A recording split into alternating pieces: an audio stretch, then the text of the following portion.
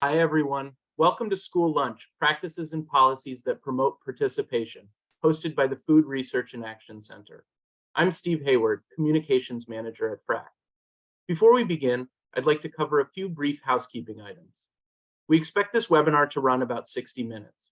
We are recording the presentation and will send the recording and slides in a follow-up email. Closed captioning is available. To turn captions on, select Show Captions in the bottom taskbar. At the end of the presentation, there will be time for questions and answers. To ask a question, please use the Q&A tab, also found in the bottom taskbar. With that, I'll pass it off to Erin Heisom, Senior Child Nutrition Policy Analyst at Frack. Thanks, Steve, and hello again, everyone. I'm going to re-welcome you to our webinar, Thursday webinar at the Food Research and Action Center, School Lunch Practices and Policies that Promote Participation. Phew, it's a lot of alliteration for me. As Steve mentioned, my name is Erin Kennedy Heisom, and I'm a Senior Child Nutrition Policy Analyst with Frack. We have an amazing panel of presenters today, so let's just get right into it. Next slide, please.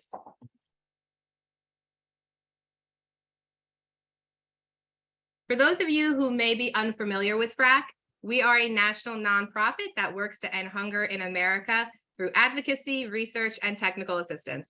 You can find out more about our work on our website at frack.org. Next slide, please. We have so much to share today. I'm going to start by briefly going over the state of school lunch across the nation, sharing a review of current research and national data. Next, we will hear how school nutrition professionals are creating a culture of school meals in their districts and in their communities. The talented and engaging team at Caroline County Public Schools on the Eastern Shore of Maryland, Beth Brewster and Sam Figueroa, will share how they've expanded beyond the cafeteria to create a community-centered program. The famous Mr. Adam Russo from Prince William County Public Schools on the Potomac River in Virginia will share how he has integrated operations into school policy to ensure long-term program sustainability. Last, we will hear from the esteemed Dr. Erin Hager from Johns Hopkins Bloomberg School of Public Health on the importance of partnerships and research. I'll take us back with some Frack resources, and we will wrap up with a Q&A. As my colleague Steve mentioned, please utilize the Q&A function on the bottom taskbar of your Zoom screen to submit questions at any time throughout the webinar. Next slide, please.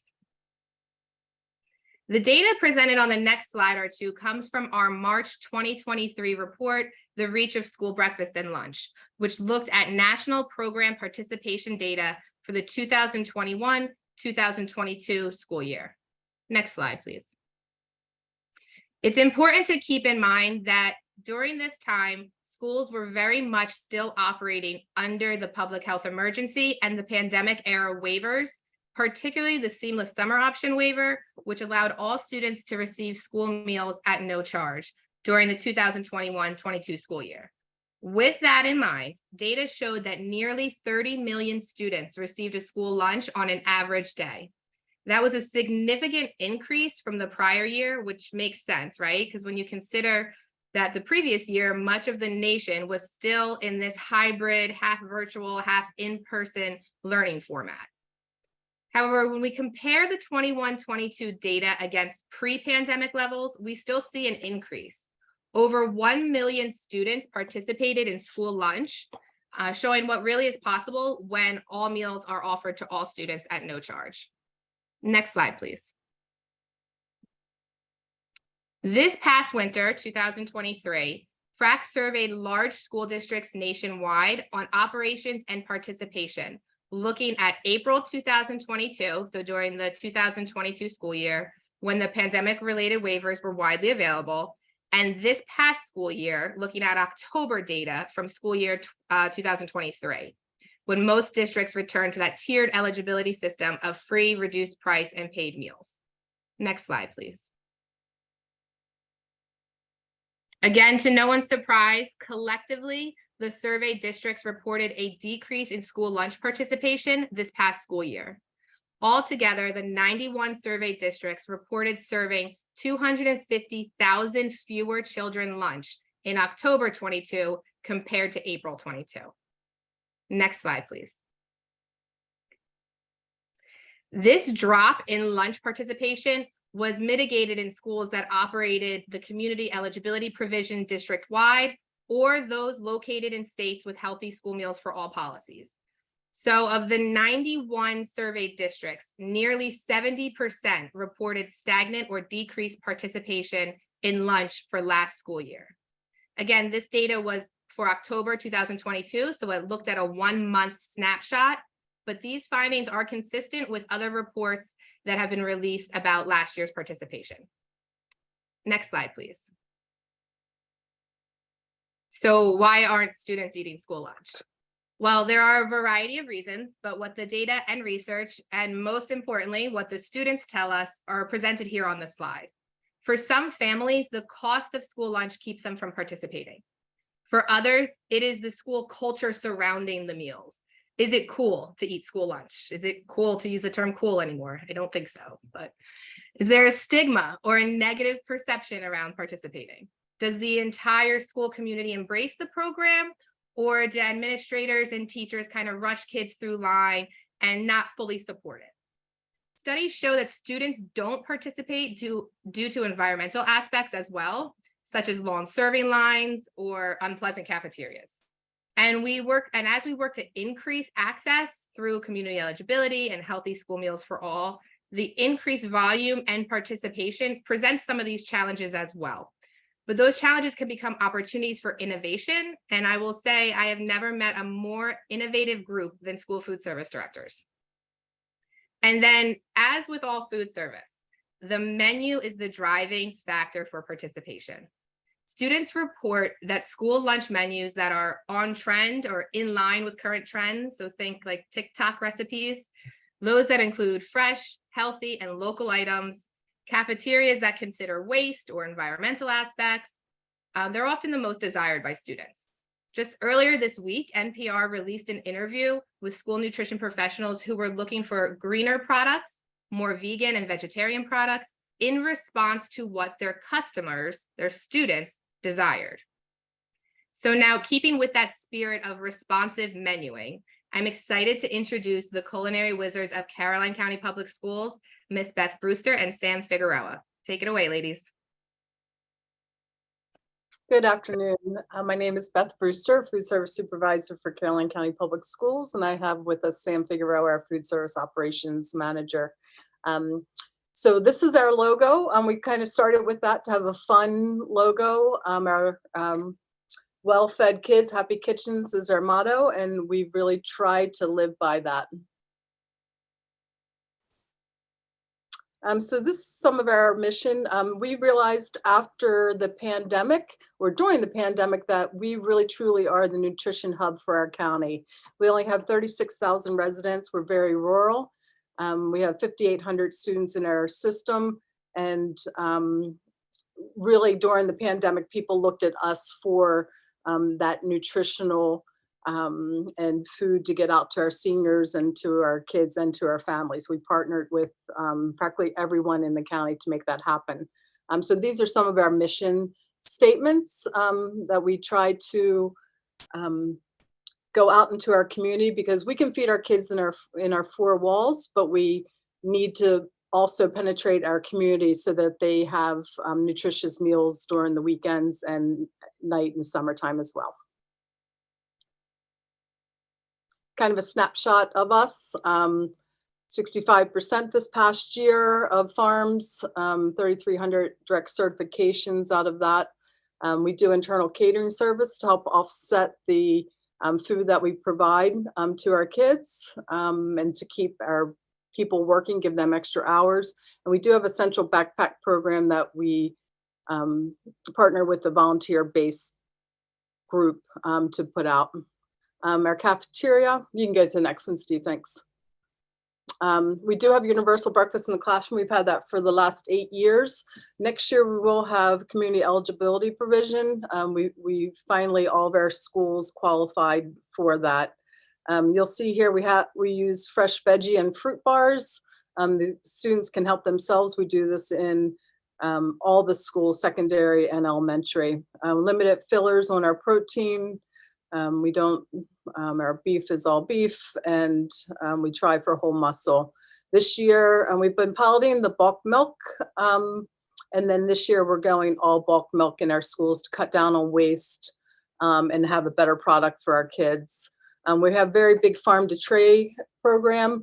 About 30% of our purchases is locally sourced items. And we are working on our composting at this time as well. We do fruit infused water in the school, in the cafeterias to make sure we have potable water, but all the kids call it spa water, which is probably very cool because our parents actually comment on the fruit water. So just some pictures of our lines so you can see a nice variety. After some of the changes with the menu planning, kept saying, take your apple, take your apple, take your apple, and they were just taking it and throwing away. So we really moved towards having items that the kids would enjoy, that they like. And Sam was great with our cafeteria managers and saying, people eat with their eyes. So make sure you get down to their level, look at the line to make sure they're beautiful.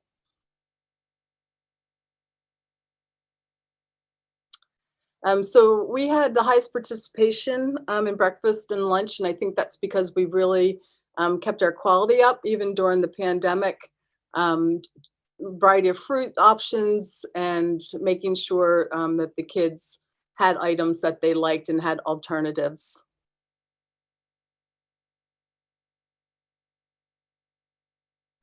So we go above and beyond just the classroom. During the summer, we process about 10 to 15,000 pounds of local produce. I'm trying to get more local into the schools. So in January, our students will be eating corn on the cob that was grown here locally. Gives our lunch ladies only work 10 months, extra funding during the summer. We know that we are paying more per pound for a vegetable, but our board of directors and our administration have agreed that it's worth it to support our farmers by buying their uglies and overages. We do purchase all of our lettuces from our local hydroponic farmers. We purchase our pork from our ag class, just like you do from the 4-H. And so we serve that during the school year as well. From our local orchard, that's actually Linda Blades, one of our farmers, passing out the apple cider donut. We had that donut analyzed to be USDA compliant with our registered dietitian and with the state. So that one item for her, those 3,600 donuts we get from her a month, is her mortgage. Next. So we have these tower gardens in all of our schools to connect kids with growing. We found that the gardens that were outside, a lot of times they're grown in the summer and the teacher who put them in wasn't there to maintain them, and our maintenance would just mow them over because they had too many weeds. So we use this in the curriculum as well. And they do salad parties with them and all kinds of fun stuff. Education-wise, again, taking it outside of the school day, we do after-school program, a dinner party, teaching the kids how to properly set table manners, snacks, healthy snacks they can fix for themselves, and then we have a community dinner, and the students work with my chefs to put on a dinner. We do adult classes, working with their parents to get healthier items. And we do summer camps. We just wrapped up one this past week. And we just started a professional server program just because next to the government hospitality industry is the second largest employer in the United States. So we call it Chesapeake Food Connection, working on a regional food resiliency with our county and with our with the Eastern Shore of Maryland. The little poverty circle just keeps me straight of what we're trying to do is really penetrate that poverty. Food insecurity, one in 4 of our kids in Caroline County are food insecure. So we are really working on making sure they're food secure and working on food equity for our region.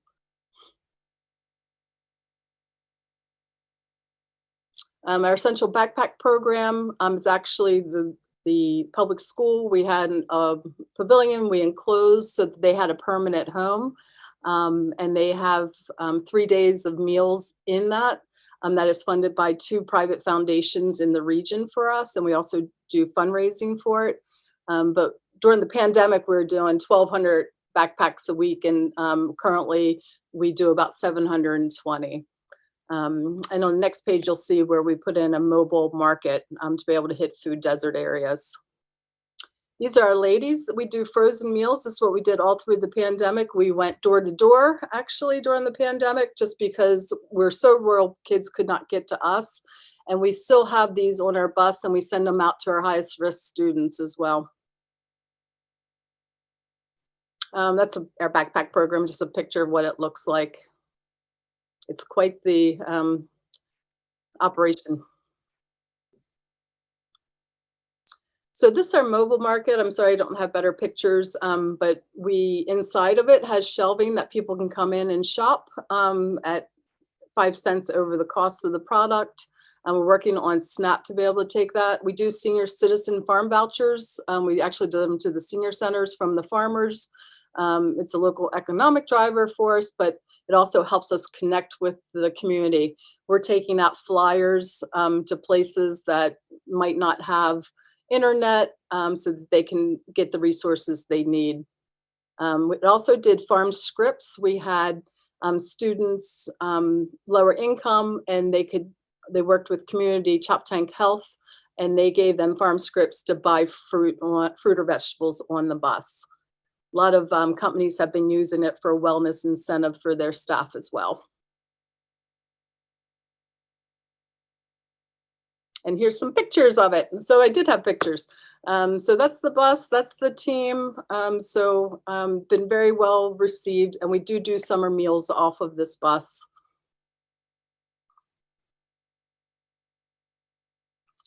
So really gearing up for the district, actually for the whole county. We put in a 24x40 freezer to be able to hold product, a refrigerator, climate controlled room. And so if another pandemic come to us, we're ready. We're working with 2 other organizations for farm to freezer for the region, just so that we can get more local product into schools and into other institutions. Because many of you that are in food services know that it's very hard to get, the product needs to come in ready to us to be able to heat and serve and to get to our kids. So we're working on a regional project right now. Blue catfish, I always like to throw this in because I'm on the Chesapeake Bay, is an invasive species. It's a delicious fish, not a bottom dweller. So we've worked with the manufacturer to do a blue catfish cake that can be served in the school system. They're working on a child nutrition label as we speak. Hopefully we'll be able to roll that out in the fall, and hopefully it'll be available nationally. But all of our kids thought it was a crab cake. So anyway, hopefully it'll be on the market near you. And that's what it looks like. And you can go to the next one, Steve. And these are some of the awards and grants that we have gotten over time just to do what we do. A lot of technical assistant grants and a lot of support from local people and national. I talked as fast as I could. Thank you. Sam, did you have anything to add? You said it all. It was great. Quick, a lot more to all that, but that's bullet points of what we're doing. So thank you for having us, Erin.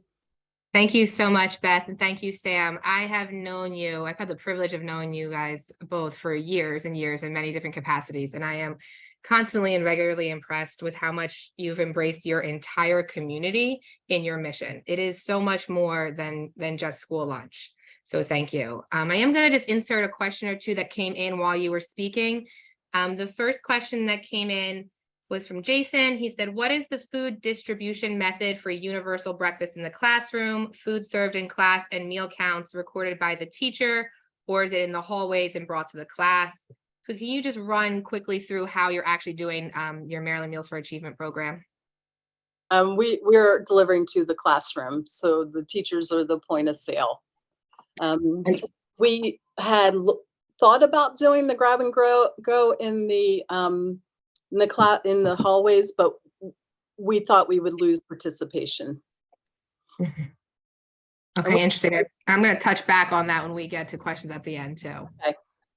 All right. Well, thank you so much for that. It's really amazing work going on in Caroline County. And now we're going to shift gears a little bit. You may have heard of him at SNA or read about him in the news, and now you get to hear from him live, and I think you're on vacation. So thank you very much, Mr. Adam Russo, Director of Food and Nutrition Services. He's a passionate child nutrition professional, and I say professional with a capital P. So take it away, sir.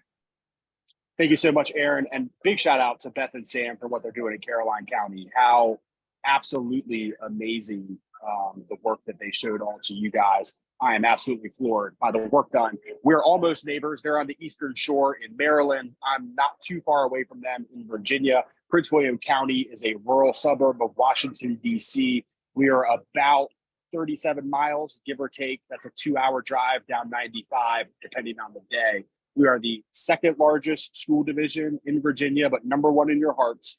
And we're about the 32nd largest school division in the entire country, but we outpace that number in the meals that we serve. And we're about 28th largest, depending on the day. Erin touched on some of those things that are happening across the country that are really challenges for getting participation in your meal programs. My whole life, I've always run restaurants, full service, fine dining, pizza by the slice as well. And so we tried to bring that same level of scratch cookery and quality service to our kitchens in order to provide the best possible meals to our students and in turn serve the most possible meals. I said we outpace our rank, and that is true. Marketing is the sizzle, but our operations are the steak. So what happens from our back door up to the front door really matters, and everything past the front door matters too. In the business, it matters how you market your program. It matters how you complete your day-to-day work. So the start of our business always starts with menu planning. Erin touched on that. Kids want things that are in trend, but first and foremost, they want things that are delicious. Most people in our industry menu things from a dietitian standpoint. It's got to be compliant. I am not a dietitian. I'm a business person. And kind of a meathead. And so when I get together with our dietitians, we have a conversation and we plan our menu for flavor first, like your favorite local restaurant would. And then we work backwards for compliance.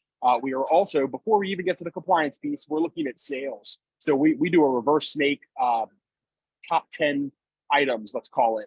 When you buy an album, you're not buying for the B side. You want the greatest hits, right? And so we put the students' favorite menu items on, and we menu them against the least favorite item, 1 through 15. We have 3 hot entrees a day. One of those hot entrees is a scratch baked entree. We scratch bake in every one of our kitchens. Talking about the branding, we're still baking bread in all of our kitchens 4 days a week. So we make from scratch bread. And that's from raw ingredients, as well as cinnamon rolls, dinner rolls, garlic bread, and a number of sides. So we make a strawberry shortcake from scratch with USDA IQF frozen strawberries on top for a half cup portion. We do a lovely crumble with your choice of fruit. So it could be a blueberry, apple, or peach, depending on what's in season, or in the case of recently, what's not in season. We would have like a truck canceled of peaches. Well, cool, we've got apples, right? And so that's kind of where we flow with that one. Erin did mention I'm on vacation with my family. So if you hear a train passing in the background, that is the Dollywood Express. I'm not sure what they're transporting, but it's always really loud. So here it comes. I'm really excited about what our program does every day. I told you that we've positioned ourselves and branded ourselves in a certain way. And that starts with the people who make our food. We call ourselves lunch teachers. When I first got to our school division, my youngest son came through the line and said, "That's my favorite lunch teacher." And that's stuck ever since, because our folks provide value to the building other than just meals. Sure, meals are the lifeblood of what we do. You can't be hungry to learn if you're just plain hungry. But we provide K through 12 standard-based learning lesson plans that our managers actually teach in the schools. So for second graders, that could be shucking fresh corn. I heard Beth say they do some fresh corn. We do the same thing in September, local Virginia corn. The second graders all shuck it. And you know who gets lunch the next day? Every single second grader in the building, because they owned it. They made that lunch. We have a clean label initiative. So we have items that we just don't serve. There's no high fructose corn syrup on our menus. There's no certain nitrates and other things, a lot of words that I can't pronounce. And we've communicated that directly with our parents, and we've actually codified that in our regulations so that our families know what to expect from our meal program. Not only do we market it, not only do we walk the walk, but then we document that we've walked the walk and we hold ourselves to that standard. So we go through the process of getting things approved by our school board so the program can outlast me. This is my 7th year in the school division. Most people expected I'd make it a year and a half. So I think that I was kind of setting the way for the person that was taking over for me. But I just love what we do so much that I see myself being here for a really long time. We do self-service garden bars, very similar to Beth and Sam I saw in the pictures. You know, you heard her say, you can give a kid an apple, but is he going to eat it? Well, my answer is, yeah, if you cut it up for him nice and small and it looks really good on the line, it's not browning. And so we have about 6 cold options. Some of those might be the made items like the strawberry shortcake. But for an item that's not pre-portioned, we have unlimited portions. And so if you want 37 bananas and you're my oldest son, take 37 bananas, but you better eat them. If you want a bunch of pickles, if you want blueberries, strawberries, whatever the fruit of the day might be, watermelon, by all means, take as much as you care to enjoy. And what we find is that by giving students that level of agency and choice, that they own what they're eating and they eat more of it, right? If I make you take something, you're likely going to pitch it. But if you want to take it, if it's yours, if you chose it, it's special to you, then you're very likely to eat it and really get the benefits of eating it, right? Because that's what we're in the nutrition business. We're making sure kids have optimal fuel to learn. And so making sure that they're actually taking the products they want really matters for that. I mentioned we serve 3 hot entrees a day. Generally, one of them is one of the 6 most popular by sales that we have. And something is on the other end of that spectrum, probably on price to even out the day. Because again, we're not for profits by tax designation only. We run a business. And so if our days don't break even, then we aren't doing our fiduciary responsibility for sustainability of our programs. We're supplementing our costs down because we're scratch baking items. We're making all sorts of things, whether it be USDA ground beef that we're turning into taco meat or spaghetti sauce, or our really yummy nachos that want to turn up the beat award from the USDA. All of these things really help to manage what our bottom line is, because we do offer top of the shelf products. We're buying whole muscle meats. We're buying minimally processed NAE only chicken. And again, we've codified those things in our regulation so that our families know what to expect on a day-to-day basis, but also to hold ourselves accountable and to remain honest, because especially during the pandemic, it was tough. It was really tough. So we would sometimes not serve an item and have a very limited menu in some cases because certain items just didn't meet what our standard was. And our families have grown to expect that standard from us, and we did not want to betray their trust. At the end of the day, we are in the trust business. Families have to trust us with their best, so we have to bring our best every day. And we're doing that through our operation, but also the marketing of our programs. You see on our slide, I did not prepare well and have a bunch of awesome slides like my friends from the Eastern Shore. But we've completely branded ourselves. We went out to a company. We slapped that logo on everything. We put it on uniforms, hats, bumper stickers. We bought seed paper with kale in it that you plant our logo. And it's a map of Virginia, which is really cute. You plant it in the ground, and a couple months later, kale pops up.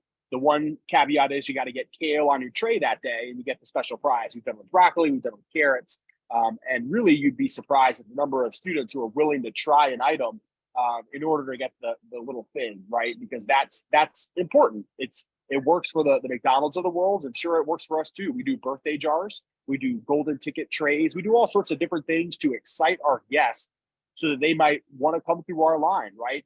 Aaron mentioned at the beginning, is school lunch cool? Well, in Prince William County, I can tell you that it is. It is very cool to come through the line and eat a meal. It is not cool to pack a lunch. And we want to continue that as what our guiding principle is in order to get more students through the door. Because ultimately, people go to busy restaurants. How many times do you go to Chick-fil-A and the line's out the door, cars, and then right next door is somebody else and it's empty, and you're thinking, well, they're not that much better than who's next door. Why is it so busy?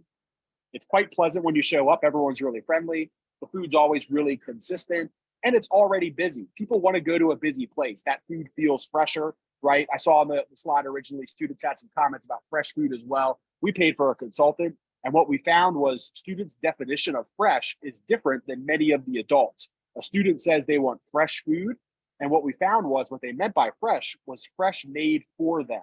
So like you go to Subway and you see the Subway artist making your sandwich, that's fresh. It doesn't matter that the bread was frozen and baked off. It doesn't matter that all of that food came in a bag.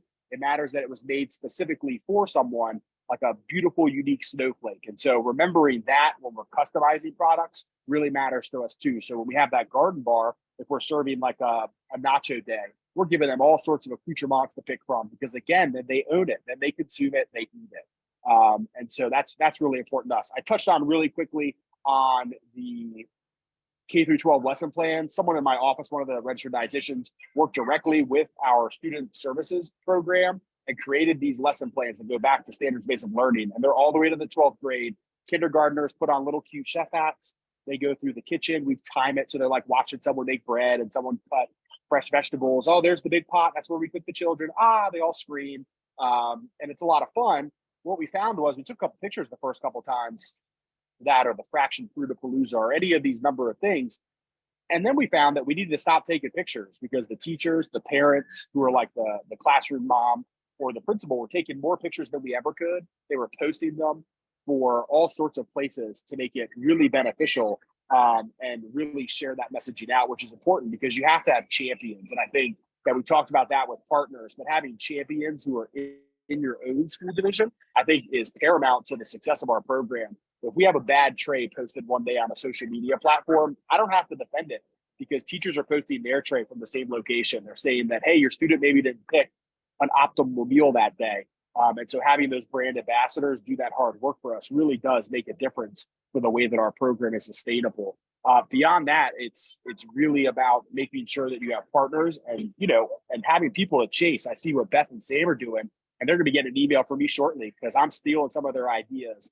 In the K through 12 world, we call that R&D, rip off and duplicate, because we're all partners in this. I don't have to be competitive with them. My kids are coming to my schools. Their kids are going to their schools. And so if they're doing something really cool, I should be doing it too, because it's more than likely just going to encourage more kids to eat. And that's my goal every day. And I think right now we're focusing a lot on breakfast. I know the talk today was about lunch, and we haven't seen a huge drop in lunch. I mean, it's pretty sizable, but the drop in breakfast from what we've seen has been just gigantic, going from the universal free meals to having meals priced associated with them again.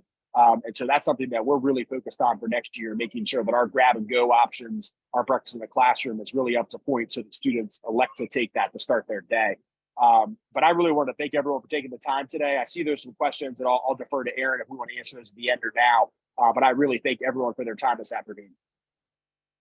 Thank you, Adam. Thank you again for taking time out of your vacation to join us and share with us about your program. I have to say, I always get excited when I hear you speak, and part of it's the same reason that I fell in love with Beth and her programs as well, is when you come from food service, I grew up in food service, I grew up running around kitchens that my mom would manage, and then you work restaurants and dining, and then you see that transition into school food service. And you see the directors and the districts that are able to marry the two so brilliantly, where they look at food business and they look at child nutrition and they take it as a comprehensive program. And I think you do that so magically, and Beth does that so magically. And the willingness to then share and teach with other districts is really, really impressive. There are a few questions that came through. I'll save most for the end, but I did want to flag one for you right now, Adam. So this question makes me laugh, having just left operations within the last year. Are you fully staffed? One, and what's your average plate cost? Oh man, if my assistant director is on the call, I apologize in advance. We generally run about 900 employees for our school division to man our 101 schools and centers. To start last year, we were about 300 people short. To give you an idea, this year we're at 72 vacancies. So while we're not completely staffed, we feel pretty good about 72. We have a class of 41 associates starting next week. We do a comprehensive onboarding for all employees. So we do a classroom style where they come in, they learn the basics of Serve Safe, they learn the basics of how we want to treat people. And then they do 2 days in a kitchen to learn. Then we place them directly into kitchens to hopefully find their forever home. So we are in a pretty good spot. And then our average plate cost, this is going to hurt me to say out loud because our food costs have really shot through the roof just as an industry. We were used to be in that $1.50 range, and now we're living in the $1.80 range. So our tray is expensive right now. But I said before, we mitigate that with some other things. We also still wash dishes. We don't use throwaway trays as much as we can. We do a compostable. We do compostable straws. We have compostable flatware, but we still use real forks and knives and hard trays and wash them. And I think that's really another place where we're able to save money is on those single-use items, right? We're not bagging anything that's coming out of a can or fresh fruits and vegetables. Those are being put in the shotgun pans and they're being self-served. So there's not additional plastic costs that are associated with that. And I think those are things where operators can shave some pennies that ultimately in a division like ours, where if we shave a penny on straws, you're talking about $1 million savings. And so that's just something that people can look at. And depending on the size of your operation, economies of scale can help to pay you back. Awesome, awesome, awesome. Thank you so much. So when I started school nutrition work, I worked at a state agency and I worked with a variety of partners. And one of the times I was working with one of the partners, and I'm not going to lie, there was a little ruffling of feathers. And I went to my state director at the time and I kind of vented. And she looked at me and she said, Erin, it takes all of us to do this work. She said, it is not just the individuals on the ground, although I give my utmost appreciation and gratitude for the school nutrition professionals in the districts and in the cafeterias in particular. It's not just the state agencies. It's not just USDA. It is all of us working together in partnership to achieve this mission of feeding kids nutritious meals. And I'm really excited today to present to you Dr. Erin Hager from Johns Hopkins Bloomberg School of Public Health. Dr. Hager has worn many hats in the school food realm. She is a researcher, she is a partner to districts, to state agencies, to nonprofit organizations, and she is a former Board of Education member. And she brings all of that experience plus a ton of education to her work today and every day. She's a true partner to the school districts in Maryland and across the nation. And I'm going to hand it over to her so she can explain her work. Great. Thank you so much, Erin, for inviting me to present on this webinar. I'm especially excited to be here with Beth Brewster, who I've partnered with for over 10 years and with Caroline County, and they've always been such a fantastic partner. So it's especially exciting to be here today. And so today I'm going to talk about the why, who, how, and when of researcher partnerships. And I'm going to share some examples of partnerships that I've had over the years that have been successful, particularly in the realm of school lunch. So next slide, please. So I don't have the school nutrition credentials of my fellow speakers, so I wanted to take a minute just to tell you a little bit more about myself. I'm a nutritional epidemiologist by training, and I actually got free meals when I was in school. And so when I got to graduate school, I chose to do so many of my projects. I think I wrote every paper in graduate school on school lunch because it was something I was really interested in. I had seen the benefits of it for my family, and then I had firsthand experience with it. And so once I became a faculty member, I was fortunate to get federal, foundation, and state funding to support my research. And since I started as an official researcher, I have worked with the State Department of Education, all 24 LEAs in Maryland, and nationally on these efforts. And I wanted to mention a bit about my service work because I feel that when someone chooses to spend their spare time and free time in school wellness and school lunch, that it really shows the passion and how much I really do care about this cause. So I co-chair a CDC work group on school wellness that I'll mention later. I also chair our state school health council in Maryland.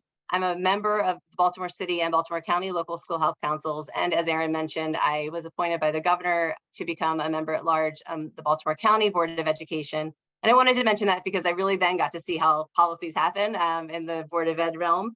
Also, my first ever motion that I put forward as a Board of Ed member was to expand CEP. So there was a bit of hesitation at the time around CEP. We had 4 schools that they were piloting it with. The motion led to 87 schools in our district enrolling in CEP. And then after the success of seeing how CEP really happens over the past year, the school system decided to expand to all schools. So now 178 schools in Baltimore County are participating in CEP, which was just a really cool thing to be a part of. So next slide. So I mentioned I'd do the why, who, how, and when of partnerships. So I thought I'd start with the why. So why should agencies consider maybe partnering with researchers? So we have the ability to conduct a sophisticated evaluation. It's what we're trained to do. We're evaluators. Also, we have access to research-based funding. So that funding can also often include dollars that can be funneled into programs, into schools that can help to implement programs. I've heard a lot about some really cool and novel things that are happening just on this webinar today. So if we can evaluate those cool and novel things, then we can put it out there in the world for others to hear about and show that it works and demonstrate that it works. We also have access to research-based dissemination outlets. So we like to write research papers. I know a lot of people talk about how we're always all about writing our papers, but those papers often do get read by different congressional officials and their staff and their aides. And so some of those things can really help elevate the policy work that we're trying to do.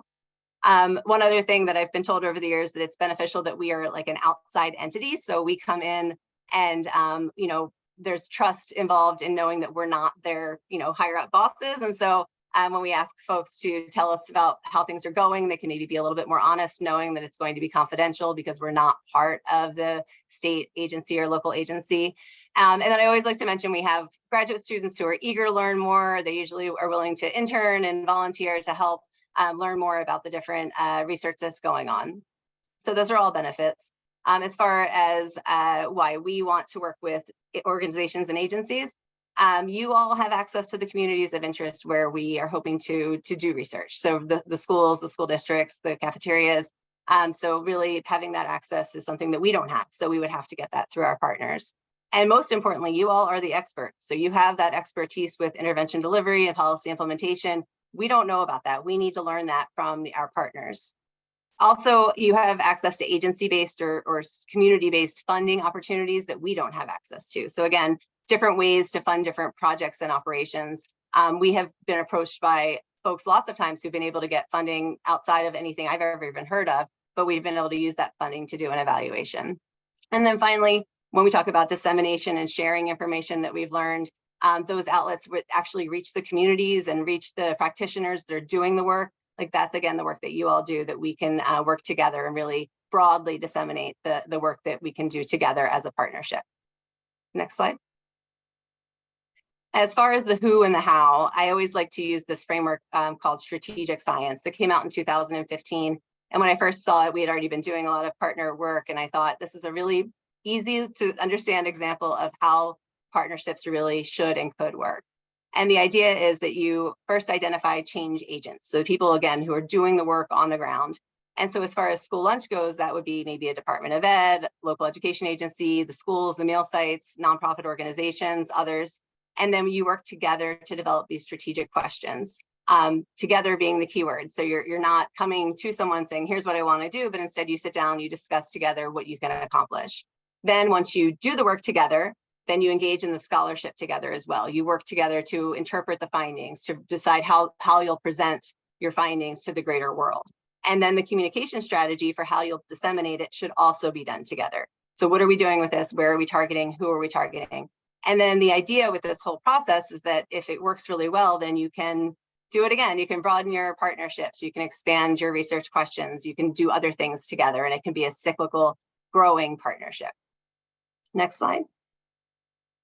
And then finally, as far as the when goes, so I decided to focus on when it works and when it doesn't. And I luckily have lots of examples of when it works. I do also have some examples of when it doesn't work, but it definitely works when there's a mutual respect and mutual benefit. So it has to go both ways, benefit both parties, but also the respect piece is so key. So I know as a researcher that is not the job of anyone in a school system to do research. So they have other jobs. And so I cannot expect anything of their time to be helping me with my research. So we know that we need to respect each other's job positions and the work that needs to be done during the day. And then we can figure out how we can make this partnership work.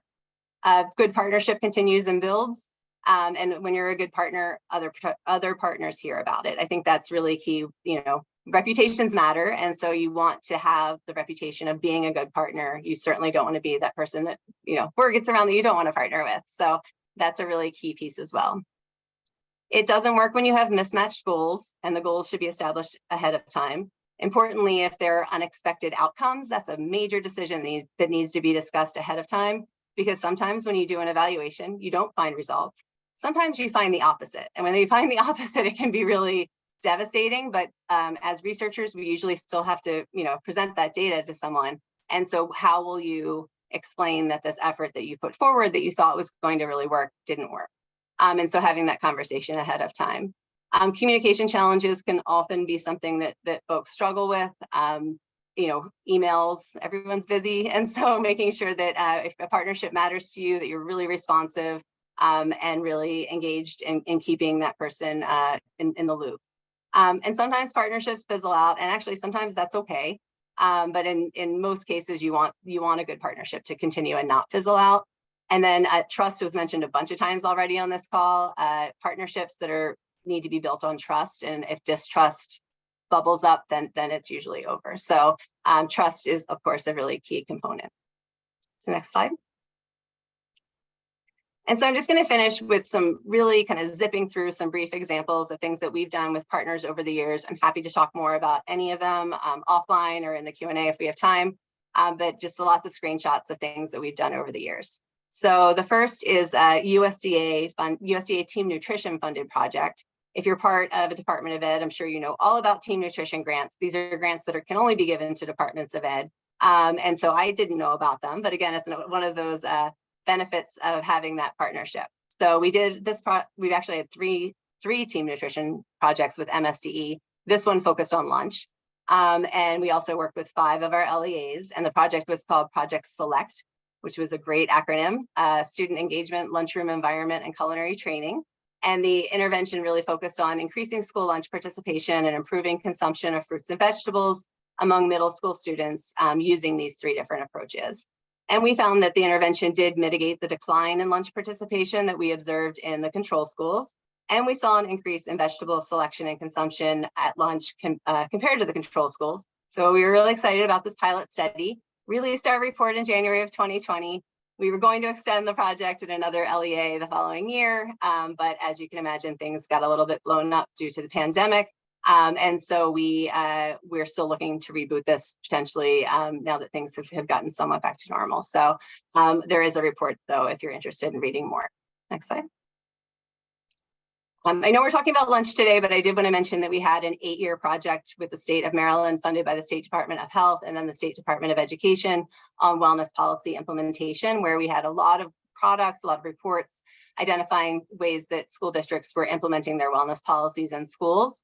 There's, again, lots of resources I can share with you, but I wanted to mention this partnership because it did end early because of the pandemic. So we had intended to extend it further, but it ended up ending in 2020. If you go to the next slide, because we had MOUs in place and we already had this long-standing partnership, we were able to transition our work with the State Department of Education to focus on pandemic school meal implementation. And so we were able to do 2 separate evaluations over a several-year period, starting right away at the start of everything shutting down due to the pandemic, where we were able to document meals served, barriers to meal service, and then adaptations to overcome barriers that led to kind of post-pandemic recommendations. We also had an additional focus on school meal program finances, which was, I think, a piece that not a lot of folks were really honing in on, the impact that these things were having on school meal programs. And then, like I said, recommendations that we hope will last beyond the pandemic. Next slide. We have a number of new partnerships that I wanted to mention. We are part of the USDA School Food System Transformation Challenge grants. So the USDA has invested $50 million into transforming school meals. Our project is one of 4. It's called SCALES, another great acronym, supporting community agriculture and local education systems. My colleague, Lindsay Turner at Boise State, is the lead on this. We're also working with Lunch Assist, which is another great organization. We also have a national advisory board. We're going to have an RFA that's going to be released in October to provide funding to rural districts around the country. So stay tuned. I'm hoping you'll all see that in your various listservs. And then another project looking at the evaluation of expanding CEP and expanding community schools in Maryland on school meal and summer meal participation. And that's led by my colleague, Susan Gross at Hopkins. And for that, we're partnering with Maryland Hunger Solutions, which I know is part of Frack, in addition to Maryland Food Service Directors and one particular LEA in Maryland. And then for my last slide, I just wanted to mention a few other relevant resources. I mentioned that I co-chair a CDC work group on school wellness, and that's partially under the umbrella of NOPRIN, which stands for Nutrition, Obesity, Policy, Research, Evaluation Network. So it's a bit of a mouthful. NOPRIN has a number of different working groups. Again, school wellness may be of interest to some of you on the call. I have a link to it at the end of my slide deck, but as part of that work group, we published 2 review articles, including one on strategies to improve school meal consumption. This is taking all the scientific literature that's out there, bringing it together and isolating those those strategies that are most have the most evidence to show that they're effective.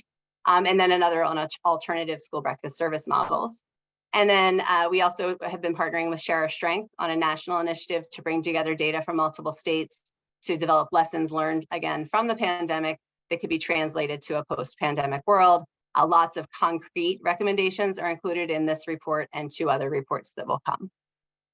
And I think that's it. Yes, so that's my, this is my contact information. MarylandSchoolWellness.org is where we have all of our, those tools and briefs and reports if you're interested in seeing those. The second website is the State School Health Council if you're from Maryland and want to learn more about what we do in Maryland, or if you want to hear more from other states. And then the School Wellness Working Group through the CDC NOPRIN is listed as well. That's it. Erin, thank you so much. It's always amazing and interesting to me how we can work in different sectors and that the same themes keep coming up, right? Trust, finding champions, the importance of relationships and partnerships and listening to each other. And it really is just these key themes that keep every industry and every sector of child nutrition really functioning. So I'm going to quickly review some of our Frack resources. You see on this slide here links to our school lunch, community eligibility, and healthy school meals for all websites. Next slide, please.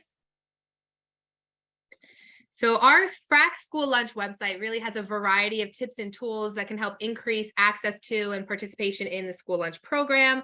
The research I mentioned at the beginning of this webinar is on our website, as well as numerous resources on the benefits of the program, expansion strategies, reimbursements, working with diverse stakeholders, operating the programs in specific areas like rural communities. But I've highlighted one particular resource on this screen. It's called Reducing Barriers to Consuming School Meals. And this resource was developed by interviewing school nutrition professionals and publishing the findings of those interviews as well as case studies. In it, it shares how we can increase participation through the view and opinion of those working the programs in the districts. But much of these recommendations have already been covered throughout the webinar today.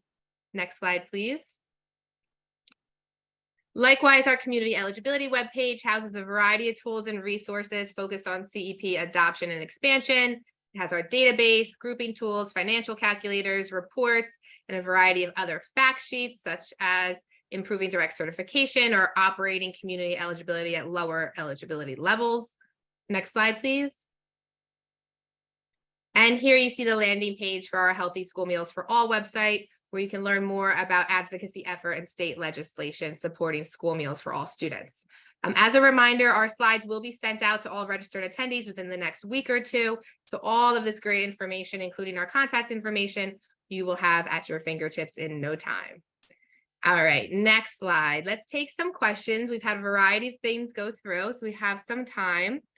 So I'm going to start, and I think this question first came through when Beth was speaking in Caroline County, but I think it could be applicable to everyone. So was a survey of kids done to find out what they'd like? So either Adam, Beth, Sam, or Erin, have any of you surveyed students on meal preferences?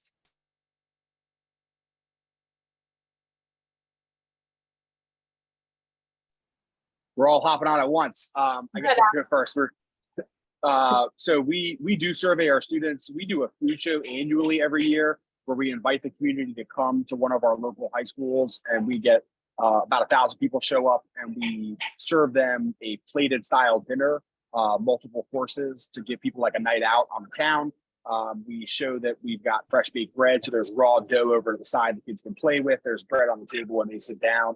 And we just try to elevate the dining experience, but that's where we're showing off new items. We also then test any item that we've preferred from the central office level at multiple schools, different regionalities, and also different socioeconomic backgrounds to see if they're acceptable. One of the big challenges with surveying students and doing taste tests is there's no opportunity cost to saying you enjoy something.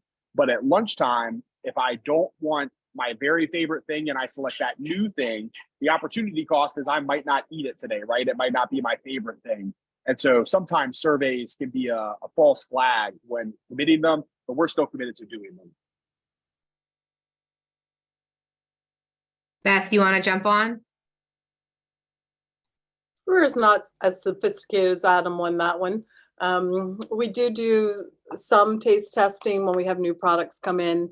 We'll just get a focus group and do it with a smaller group of students. We're trying to target secondary students with the product. We'll bring together a group to try it.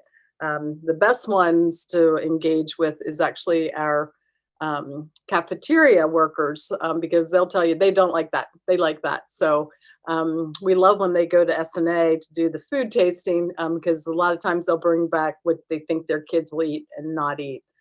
So we're just going down that path of trying to get more food items for different cultures. So we've actually, that's our project for this year, is try to engage the community to try to get items they see at home onto our menu. Sam, Great, thank you. Sam, Sam, did you want to add anything?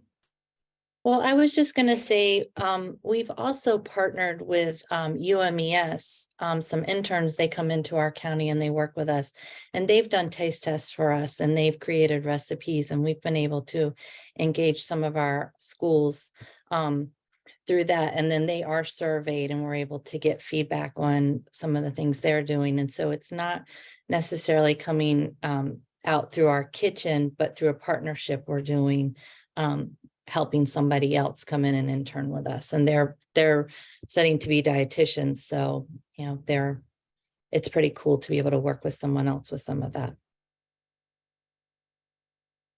Yeah, and It's there, almost like you, yeah. it's almost like I keyed Sam right up for this like partnership discussion. Thank you. Go ahead. I just wanted to add, you know, on the research side, we have a survey that we published called the Perceptions of the Environment at School survey, so PEAS, and it does include a section on the cafeteria environment and perceptions of the cafeteria. So if there's ever any interest in kind of, it's like a 6-item scale about, you know, the food is healthy, I like the food, you know, kind of things like that, that might be useful for kind of a global understanding of how kids are feeling about school meals. And that's available, and I can send the link to you, Erin. And also in our intervention work, we're always encouraging taste testing, but which I know it's a common practice. I know you all do that all the time. So. Yeah, thank you for that. That actually reminds me of a graduate project I did when I was doing my master's, was evaluating meal quality in the after school supper program in DC. And we did focus groups, and we did surveys, and we did, you know, qualitative interviews and stuff. So I think partnering, like Sam said, like Erin has said, you know, with research institutes, and particularly utilizing students, is a really great way to, they get the benefit, and then you guys get help as well. Following up on the comment about food shows, there's a question: are food shows fully paid for by vendors? They can't, this individual can't use their budget for that. No. So when I first came to the school division, they had previously done it similar to the way a food show would be done, where like you went to cuttings and you went to a different table for different items. But we don't do it that way, and we pay for the meals ourselves. We put that to our marketing budget. It's been approved by our state agency. They actually come. We have USDA officials coming this year. We got a really nice turnout of people from Maryland and the DC area. They come and try some of our new products. A lot of the people whose products we're cutting will come also to see how it fares. Our students then do the surveys, but it's an allowable cost because you're serving children. And so if your state agency has a dispute, you can have them call me. You know, that's fine with me. Well, it fits into your procurement too, to justify why you chose that product. So our SNA does a food show, but our School Nutrition Association, but we have to pay to go to it. But today we just had 3 vendors come and do a sampling at a location, and people from Virginia came, and Delaware as well, that were invited to it. So it's just a small, but a lot of times they will come to you if you can get other districts to come. I know we are right at the top of the hour. I have one quick question I'm going to throw in here. Does any district partner with SNAP educators? We do. Yep, we do as well. Mhm. Erin, have you worked with them as well on research side? Oh, definitely. They helped with us, the project select I mentioned, and yeah, lots of ways extension's been involved in our projects. They're Mhm. wonderful. Awesome. There are a lot more questions. I know everyone has a lot more interest. Beth, Sam, Erin, Adam, if you are okay, we can share out your information in the slides as it goes out. People follow up, or they can contact me directly and I will filter the questions onward. Apologies for not getting to everything today, but this has been a fantastic webinar. I have so much appreciation for everyone attending and the utmost gratitude for the whole team of presenters today. Thank you very much. Have a wonderful back to school time. Taking time out right as we're trying to roll out a new school year, I know is no small feat. So thank you for spending the hour with us and have a great school year, everyone. We'll see you on the next webinar. Thanks, Erin.